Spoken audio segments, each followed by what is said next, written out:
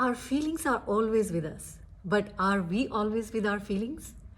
These are some of the questions that I have been answering for a while, and I have been watching myself, my feelings, my emotions in any given circumstance. So, one of the things that I started with a few years ago is, for example, when a friend calls me and tells me about a wonderful job she got, or a wonderful trip she went to, or something amazing happened in her life. And I started watching my feeling in that moment when I'm obviously very happy for her and I'm telling her that I'm happy for her. But then I started pausing and I started checking my feeling and I started asking, am I really just happy for her?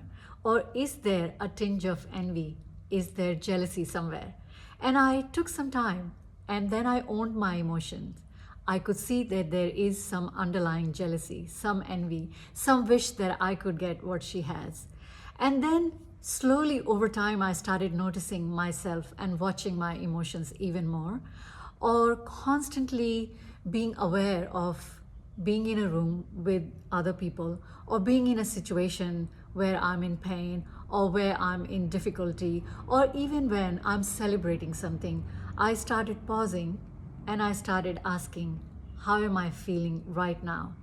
And slowly, what started to happen is I started to own my feeling. So I no longer felt like someone else is causing me to feel certain way, but it's me who's feeling this way. And I started accepting and owning the feeling. And I can tell you, over the last few years of practicing this, watching my thought, particularly on this one example of listening to someone's good news and checking in our emotions.